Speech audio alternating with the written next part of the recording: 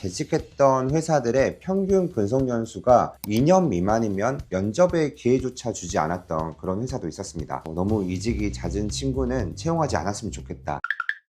안녕하세요, 코린입니다. 오늘은 한번 근속연수에 대해서 이야기를 나눠보려고 하는데요. 실제로 제가 다녔던 한 회사는 그동안 재직했던 회사들의 평균 근속연수가 2년 미만이면 면접의 기회조차 주지 않았던 그런 회사도 있었습니다. 꼭 이 회사처럼 근속연수에 대한 제한이 없더라도 많은 기업의 팀장이나 임원들 중에서는 너무 이직이 잦은 친구는 채용하지 않았으면 좋겠다, 이런 생각을 가지고 계신 분들이 많은데요. 저 역시도 채용을 하는 데 있어서 너무 이직이 잦고 한 회사의 평균 근속 연수가 너무 짧은 사람들을 볼 때면 좀 유심하게 보는 편이긴 합니다. 또 반대로 한 회사에만 너무 오랫동안 근무하셨던 분들을 만날 때도 좀 유심히 관찰하기도 하는데요. 사실 이게 면접 채용을 진행하는 조직의 입장에서 뿐만 아니라 개인들도 근속연수에 대해서 좀 비슷한 고민들을 가지고 있는 것 같아요. 제가 커리어 컨설팅을 하다 보면 최근 2, 3년 동안 이직 횟수가 너무 많아서 어떻게 사유를 설명해야 할지,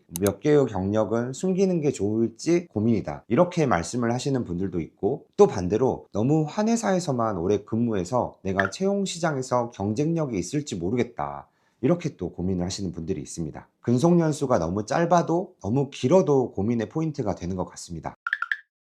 저는 이직이 너무 잦다, 근속연수가 너무 짧다, 이런 분들을 만날 때 이 사람 참 견디는 능력이 없다, 끈기가 없다, 좀 버티지 못한다, 이렇게 생각하지 않습니다. 오히려 이런 사람들은 본인이 무엇을 원하는지 잘 모르고 있다고 생각을 해요. 사실 제가 지금 속해 있는 조직도 누군가 저에게 요즘 다니고 있는 회사 어때? 이렇게 물어본다면 좋은 점도 10가지 정도 말할 수 있지만 싫은 점도 10가지 정도 말할 수 있습니다. 함께 일하고 있는 동료, 리더에 대해서 똑같은 질문을 받는다 하더라도 좋은 점 10개, 싫은 점 10개는 쉽게 찾아낼 수 있을 것 같아요. 그런데 조직이든 사람이든 제가 함께 일하는 데 있어서 가장 중요하게 생각하는 좋은 점 한두 개가 존재하고, 제가 절대 견딜 수 없는 단점 한두 개가 지금의 조직에는 존재하지 않기 때문에 나머지 작은 장점이 있으면 더 좋은 거고, 나머지 단점들은 그냥 그러려니 하면서 다니는 편입니다. 세상엔 완벽한 조직은 없고, 조직이라는 곳이 사람들로 구성된 곳이라고 생각을 했을 때 완벽한 사람, 완벽한 동료는 없습니다. 심지어 내 친구, 가족, 연인도 나와 100% 맞는 건 아니잖아요. 그래서 이직을 하는 사람들에게 그 사유를 캐묻는 이유가,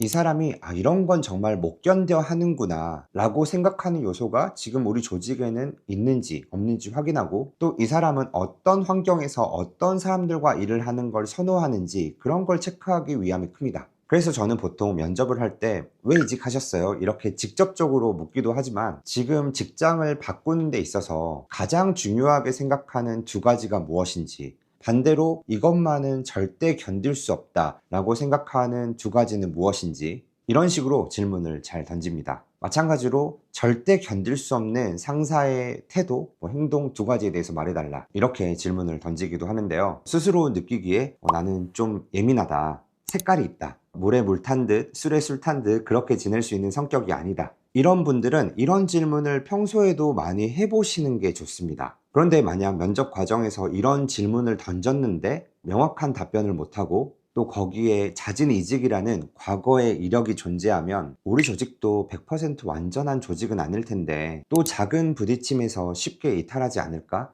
이런 걱정을 하게 됩니다. 그래서 이직이 잦은 사람들에 대해서 끈기가 없다, 버티는 힘이 없다, 그런 생각보다는 이 사람은 지금 본인이 무엇을 원하는지 잘 모르고 있구나, 이렇게 약간 좀 경계하면서 좀 유심히 살펴보는 편입니다.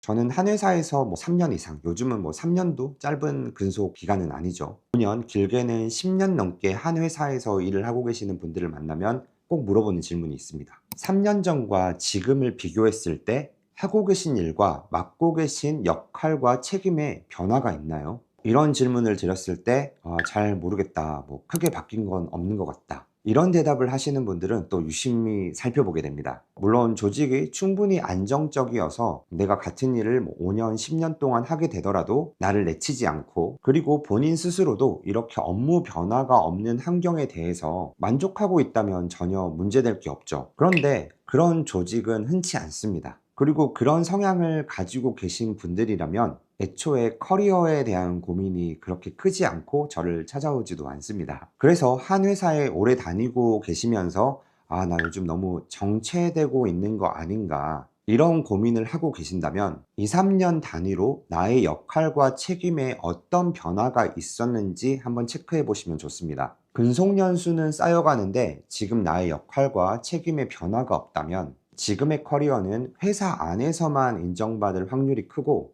회사 밖에서는 경쟁력이 없을 수도 있습니다. 장기적으로는 회사 내에서도 시간이 지날수록 경쟁력이 사라질 확률이 크다고 생각합니다. 한 회사에 오래 다녀도 충분히 커리어를 확장시키고 성장시킬 수 있습니다. 오히려 조직은 직원들이 정체되어 있는 것을 더 용납하지 않아요. 그래서 일을 잘한다 라고 생각하는 직원들에게는 계속 더 어려운 책임과 역할을 부여하고 그들 스스로 변화하게 만듭니다. 그런데 나는 그런 역할과 책임을 못 받고 있다. 그렇다면 나에게 그런 기회를 줄 수 있는 조직을 찾아가는 것도 하나의 방법입니다. 아니면 조직 내에서 어떻게 하면 내가 그런 기회를 받을 수 있을지 한번 리더들과 상의를 해보는 것도 좋은 방법입니다. 그렇지 않다면 한 회사에서 계속해서 근속연수만 쌓아간다는 것이 나중에 이직을 하거나 다음 스테이지로 넘어가는 데 있어 내 몸값을 너무 무겁게 만들어서 이도저도 못하는 상황이 올 수 있습니다.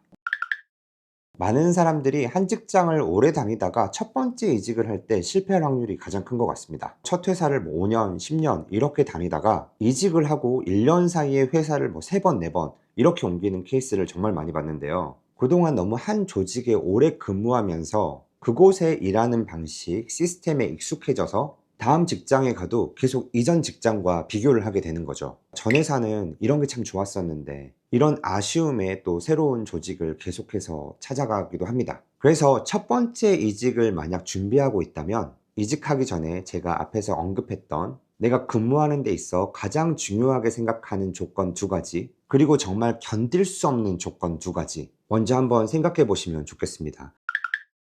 사실 이런 회사 생활도 관계잖아요. 관계가 너무 오래 지속되다 보면 이 관계가 나에게 얼마나 소중한지 모를 때도 있고, 또 반대로 이 관계가 나를 갉아먹고 있는데도 너무 익숙해져서 그래도 이만한 곳 없지, 이렇게 합리화할 가능성도 있습니다. 사실 뭐든 너무 오래되면 장점도 단점도 무뎌집니다. 그래서 오랫동안 한 조직에서 근무를 하시다 이직을 준비하고 계시는 상황이라면 지금 현재 조직이 가지고 있는 장점 2가지, 그리고 좀 견디기 힘든 점 2가지를 먼저 생각해 보시고 다음 이직처를 알아봐야 실패할 확률을 줄일 수 있습니다. 정리를 해보면 근속연수가 너무 짧다, 이직이 잦다, 내가 뭘 원하는지 잘 모르는 상태일 가능성이 높다, 근속연수는 길지만 역할 변화가 없다, 현 조직에서 인정을 받지 못하고 있고 내 커리어는 정체되고 있을 확률이 높다. 오늘은 근속연수라는 주제로 한번 이야기를 해봤는데요.